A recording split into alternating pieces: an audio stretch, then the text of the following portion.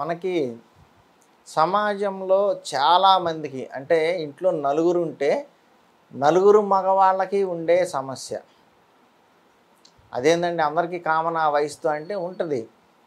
చిన్నపిల్లల దగ్గర నుంచి వయసు వచ్చిన 14-15 ఏళ్ల పిల్లల దగ్గర నుంచి 70-80 ఏళ్ళు వచ్చిన మగవాళ్ళ వరకు అందరికీ ఉండే కామన్ ప్రాబ్లం. కాకపోతే కొంతమందికి ఒక స్టేజ్లో ఒక్కొక్కరికి ఉంటుంది.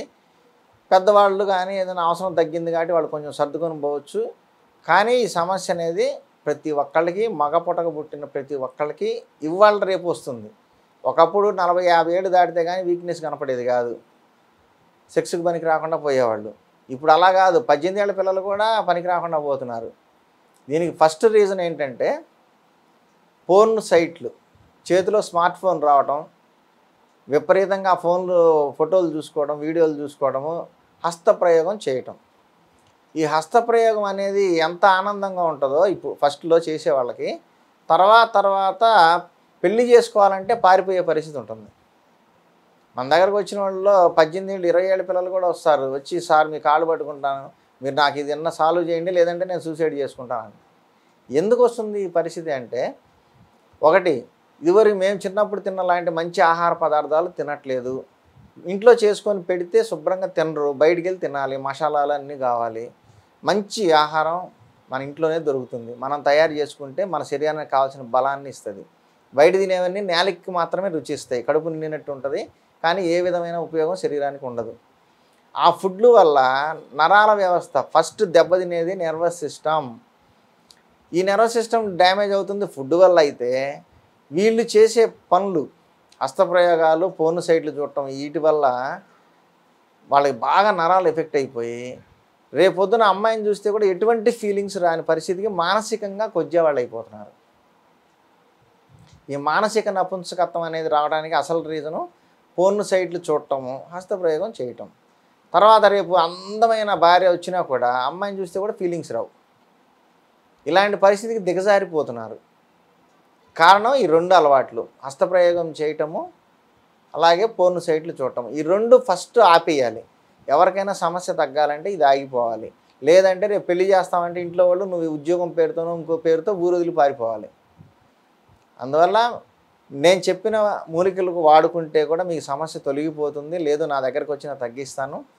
ఫస్ట్ మీరు ఇలాంటి సందర్భాల్లో భయపడో లేకపోతే నేను పనికి రాకుండా పోయాననే బాధతో సూసైడ్ల దాకా వెళ్ళొద్దు. ప్రతి సమస్యకి ఆయుర్వేదంలో పరిష్కారం ఉంది.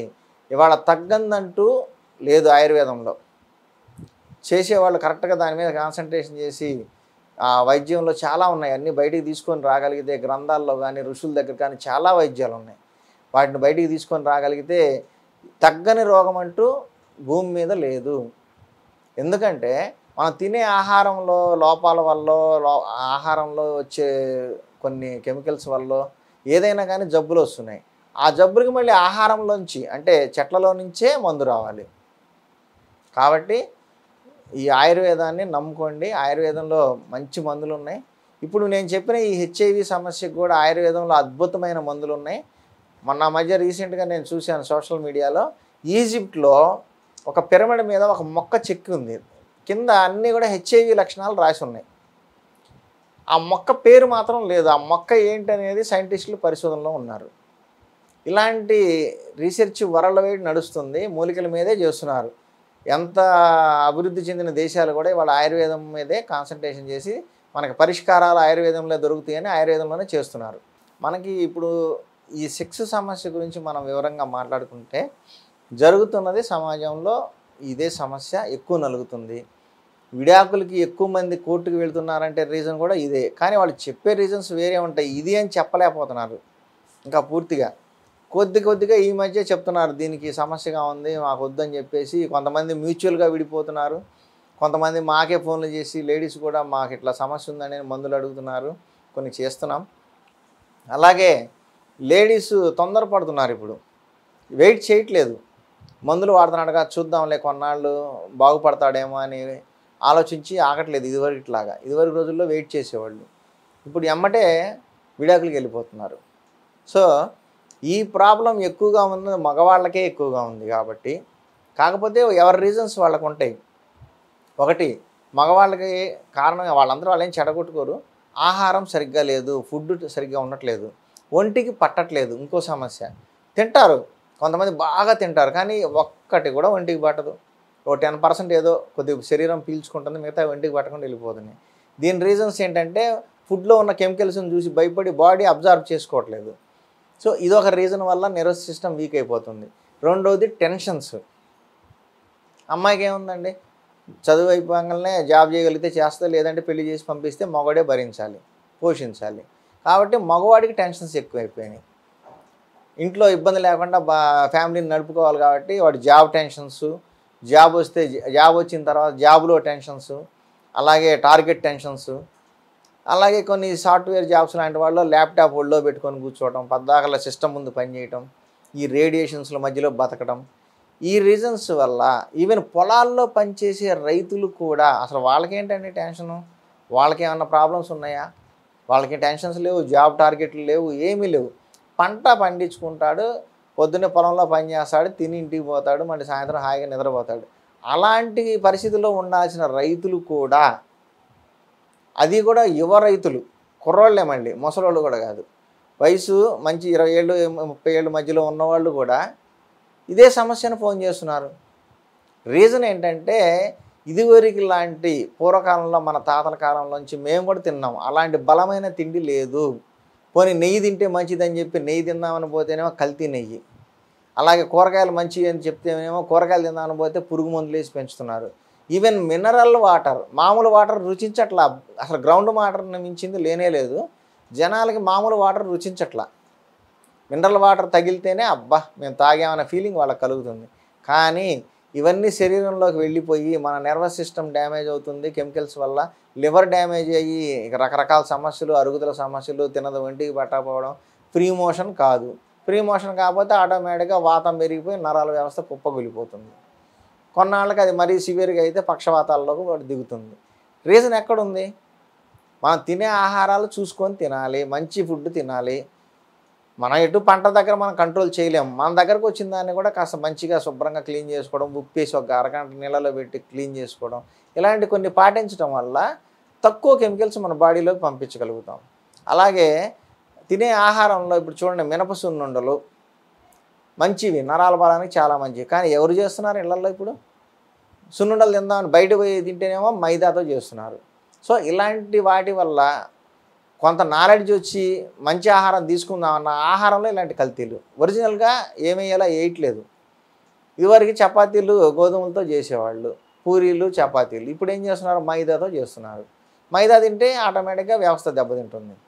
సో ఇలాంటి మనం జాగ్రత్త పడదామన్నా కూడా బయట పరిస్థితులు బాగోలేదు కాబట్టి ఇంట్లోనే మంచి ఆహారం తీసుకోండి.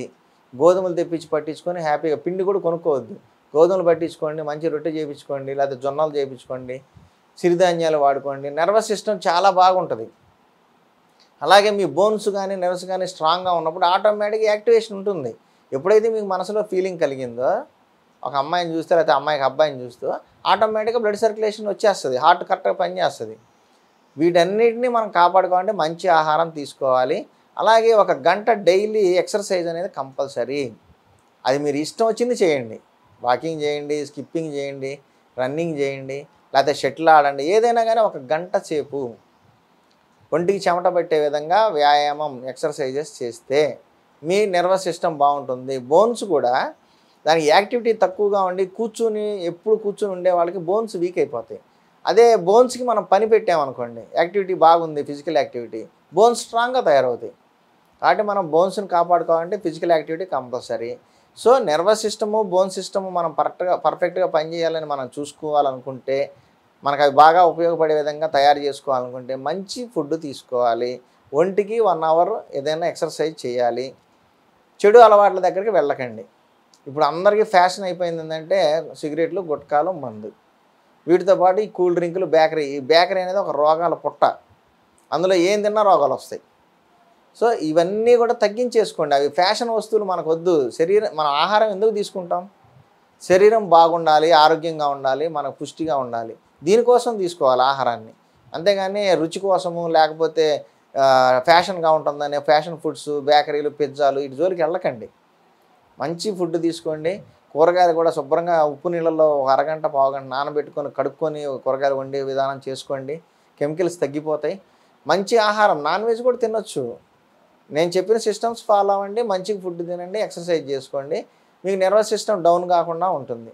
అలాగే చాలామందికి వచ్చే ఈ ప్రాబ్లమ్స్ ఏంటంటే మెయిన్ మగవాళ్ళల్లో అంగస్తంభన సమస్య. ఇప్పుడు నేను చెప్పినవన్నీ పాటిస్తే అంగస్తంభన కరెక్ట్గా ఉంటుంది. కొంతమందికి స్తంభిస్తుంది కానీ ఎక్కువసేపు నిలబడదు. కొంతమందికి డోర్ దగ్గరే పడిపోతుంది. కొంతమందికి ఎంట్రీ అయిన తర్వాత తొందరగా పడిపోతుంది. ఎందుకంటే ఓవర్ యాంగ్జైటీ ఎక్కువైపోతే ఏముండదు, ఆత్రం పడితే ఏముండదు. Slow and steady wins the race. ప్రశాంతంగా ఉండాలి మనసు. అప్పుడు సెక్స్లో కూడా మంచిగా ఎంజాయ్ చేయగలుగుతారు. సో అంగం పటిష్టంగా బలంగా ఉండాలంటే నేను చెప్పిన ఆహార నియమాలు, ఎక్సర్సైజులు చేసుకోండి. అప్పటికీ కూడా మీకు అంత సాటిస్ఫాక్షన్గా అంగస్తంభం జరగట్లేదు అంటే, లేదు శీఘ్రస్ఖలనం సమస్య జరుగుతుంది అంటే, ఇలాంటి వాళ్ళు నేను చెప్పే మూలికలు తీసుకొచ్చుకోండి. ఈ మూలికలు మీకు బయట అన్ని షాపుల్లో దొరుకుతాయి, ఆయుర్వేదిక్ షాపుల్లో కూడా దొరుకుతాయి. కాకపోతే మంచిది తీసుకోండి. మీకు దొరకకపోతే నన్ను సంప్రదించండి, నేను సప్లై చేస్తాను. ఈ కాంబినేషన్స్ పెట్టుకోవాలండి కొన్ని. ఈ కాంబినేషన్స్ ఎలా ఉంటాయంటే ఆయుర్వేదంలో ముఖ్యమైన మూలికలు నేను ఇప్పుడు చెప్తాను, నోట్ చేసుకోండి. ఈ నోట్ చేసుకొని వీడియో తొందరగా మీకు అర్థం కాకపోతే మళ్ళీ ఒకసారి చూసుకోండి. అలాగే నిదానంగా మొత్తం ఎంట్రీ చేసుకోండి. మంచి పౌడర్లు తెచ్చుకోండి, తీసుకొచ్చుకొని దీన్ని మెడిసిన్ని తయారు చేసుకోండి. వీటిలో మీకు నేను మూలికలు చెప్తున్నాను, నోట్ చేసుకోండి. అశ్వగంధ, శతావరి, సఫేద్ ముస్లి, అతి మధురం, అలాగే శిలాజిత్, అలాగే ఇంకా బలంగా శరీరం బాగా పనిచేయాలంటే కొన్ని భస్మాలు ఉంటాయండి. అవన్నీ మీకు నోటితో చెప్పలేము, మీకు కావాలంటే మేము విడిగా చెప్తాము. శిలాజిత్ మాత్రం మీరు నెల మొత్తం మీద ఒక 10% మాత్రమే వేసుకోండి. ఈ పౌడర్లు అన్నీ కలిపితే ఎంత అయిందో దాంట్లో 10% వేసుకోండి. ఉదయము సాయంత్రం మొత్తం మిక్స్ చేసిన దాన్ని ఆ మిక్స్లోంచి ఒక అర స్పూను ఉదయము, అర స్పూను సాయంత్రము తిన్న తర్వాత గోరువెచ్చటి నీళ్ళతో వేసుకొని వెంటనే పాలు తాగేసేయండి. ఈ విధంగా చేసే వాళ్ళకి 40 రోజుల నుంచి రిజల్ట్స్ కనిపిస్తూ ఉంటాయి. వయసు ఎక్కువైతే ఇంక కొంచెం లేట్ అవ్వచ్చు. ఏదైనా కానీ 40 రోజులకి కొంత మార్పు అయితే బాగా కనిపిస్తుంది.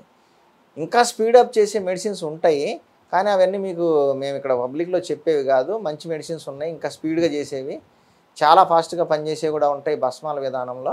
మీకు కావాలనుకుంటే ఈ మూలికలు నేను ఇందాక చెప్పిన మూలికలు తెచ్చి వాడుకున్నా మంచి రిజల్ట్ వస్తుంది. దొరకని వాడు మాకు ఫోన్ చేసి ఆన్లైన్లో తెప్పించుకొని యూజ్ చేసుకోండి. ఎటువంటి అఘాయిత్యాలు పాల్పడవసరం లేదు. కుర్రవాళ్ళు కూడా చెప్తున్నాను, పెళ్ళి అంటే మీకు సమస్యగా ఉంటే నన్ను సంప్రదించండి. మీరు పెళ్ళికి పనికొచ్చే విధంగా హ్యాపీగా మీ భార్యతో కాపురం చేసుకునే విధంగా మీకు కావాల్సిన ట్రీట్మెంట్ నేను చేస్తాను. నమస్కారం.